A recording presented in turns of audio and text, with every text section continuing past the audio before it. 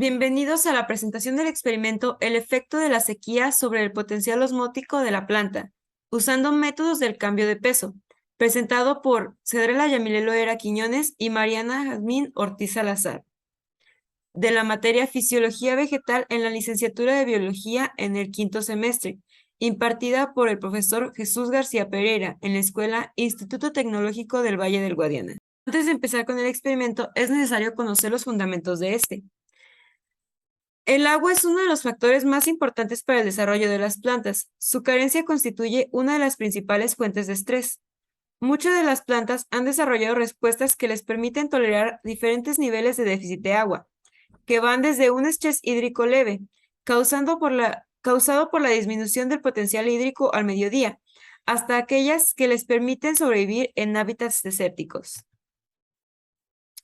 Una de las principales respuestas al estrés hídrico es la modificación de la expresión génica, relacionada con la producción de enzimas clave en la vía de síntesis de osmolitos, proteínas con función protectora, enzimas antioxidantes, factores de transcripción y otras proteínas involucradas en las respuestas al estrés hídrico. ¿Pero qué son los osmolitos? Los osmolitos son compuestos orgánicos de bajo peso molecular, permiten el ajuste osmótico y facilitan la toma de agua por la planta. En la imagen podemos ver la función de estos dentro de la célula vegetal y cómo permiten el paso de agua fuera y dentro de esta. Entre las proteínas más importantes, por su efecto protector potencial, están las LEA, Late Embryogenesis Abundant Proteins, y las que funcionan como antioxidantes. Se ha propuesto que las proteínas LEA protegen a otras proteínas y membranas del daño debido a la deshidratación. La regulación final de la osmolaridad, la tensión de la membrana y la presión hidrostática es crítica para el funcionamiento celular. En la imagen podemos ver las diferentes condiciones dependiendo de los gradientes de concentración que se encuentran en la célula. En la condición hipertónica, el gradiente de concentración dentro de la célula es menor al gradiente de concentración fuera de esta, por lo que la célula se encuentra reseca. Esto se da cuando el nivel de agua que entra a la célula no es lo suficiente. En la condición isotónica, la célula se encuentra en equilibrio con el ambiente y el gradiente de concentración dentro de esta es igual al gradiente de concentración fuera de esta. Es la condición óptima de una célula. En la condición hipotónica, tenemos que el gradiente de concentración dentro de la célula es mayor al gradiente de concentración fuera de esta. Esto se da cuando la célula está sobrehidratada y se encuentra con una turgencia más alta del nivel necesario. Está hinchada. Tanto la condición hipertónica como la condición hipotónica no son los niveles adecuados para el crecimiento de las plantas. A nivel celular, otra respuesta de resistencia es el ajuste osmótico, que consiste en una disminución del potencial hídrico en los tejidos vegetales, lo cual tiene como consecuencia la entrada de agua y, por lo tanto, no se presenta una disminución en el turgor o en la productividad fotosintética. El ajuste osmótico se da en las plantas a través de la biosíntesis de osmolitos orgánicos de bajo peso molecular y por la acumulación de iones, fundamentalmente de potasio.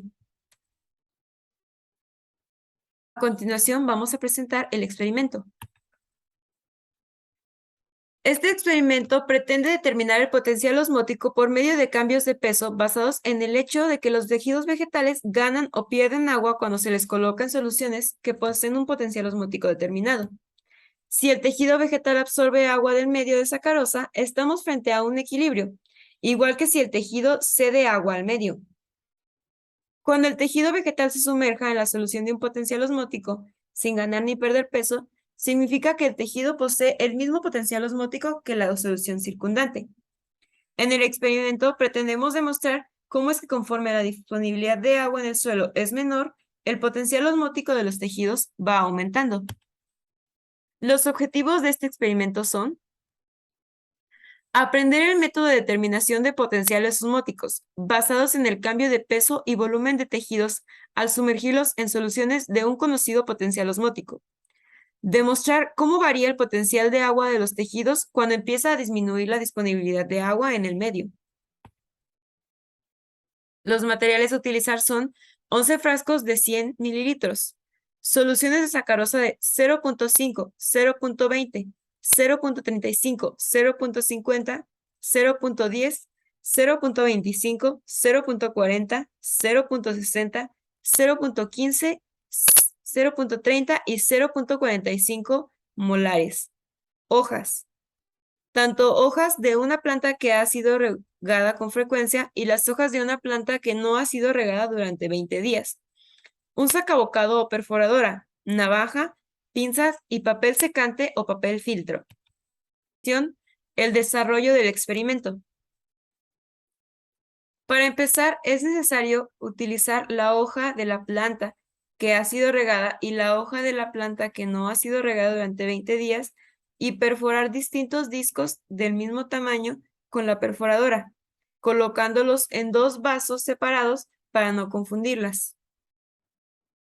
Vamos a necesitar alrededor de 11 muestras para esto.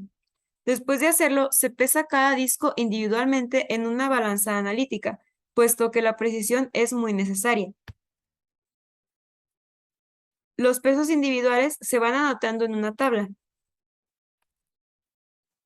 Después, hay que hacer los cálculos para saber cuántos gramos vamos a necesitar por cada solución de sacarosa, puesto que se encuentra en moles.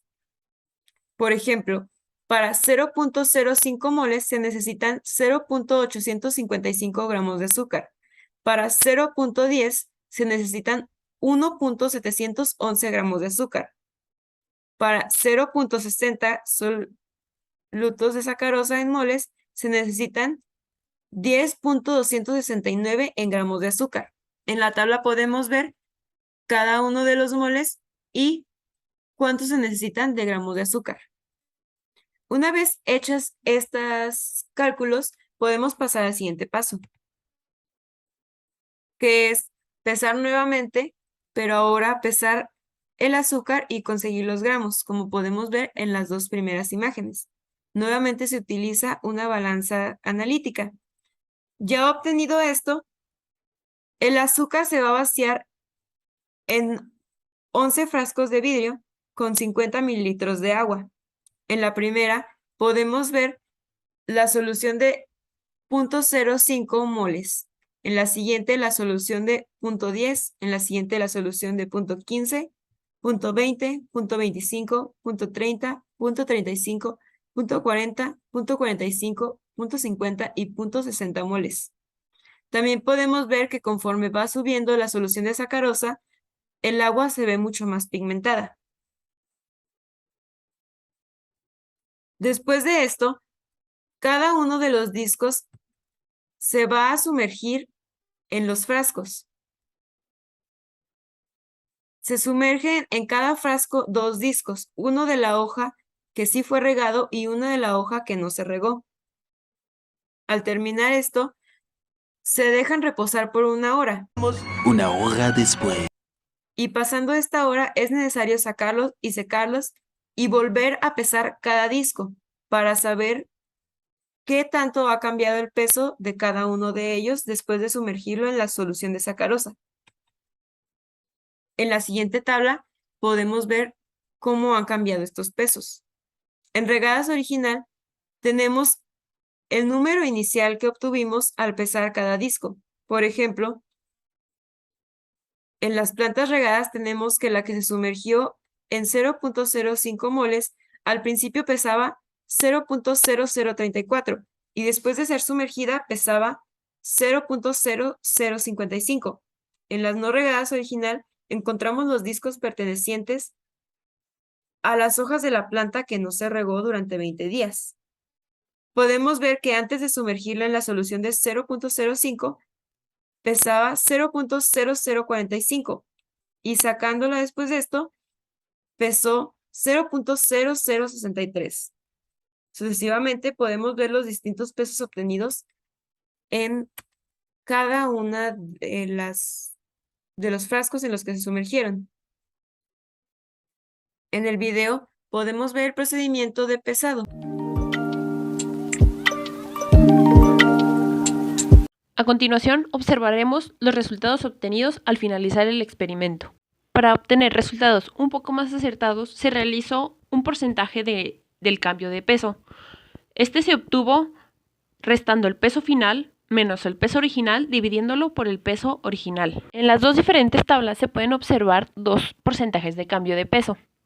El primero se trata de las plantas que fueron regadas, mientras que el segundo son de las plantas que se dejaron de regar por 20 días.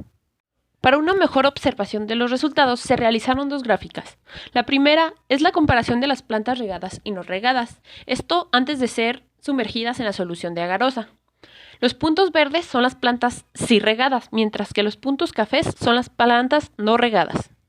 La gráfica número 2 es la comparación de las plantas regadas y no regadas, esto después de haber sido sumergidas, esto en la solución de sacarosa. Como en la anterior, los puntos verdes son las plantas sí regadas, mientras que los cafés son las que no fueron regadas durante 20 días. Estos dos gráficos nos hacen más fácil hacer la observación de cuánto fue el cambio de peso, así como la diferencia de peso entre las plantas regadas y no regadas. Una vez observados los resultados, pasamos a dar las conclusiones. Como se explicó al inicio del video, si la hoja absorbe agua, se encuentra en un nivel hipertónico, es decir, que el soluto fuera de las células tenía una mayor concentración. Las plantas realizan esto para de esta manera encontrarse en un equilibrio osmótico. Sin embargo, si la hoja libera agua, se encuentra en un estado hipotónico. Esto quiere decir que en la hoja había más soluto dentro de la célula que fuera. Esto la describe como una célula turgente. En cambio, si se habla de un estado isotónico, donde se libera o se absorbe en muy poca cantidad de soluto, suele decir que se encuentra en un equilibrio y es una célula flácida. Ahora, teniendo en cuenta los resultados anteriormente mencionados, la mayor parte de las hojas regadas no tuvieron un cambio tan drástico, no tanto como la de las hojas que no fueron regadas. Esto porque las hojas sí regadas sí se encontraban en un mayor equilibrio hídrico.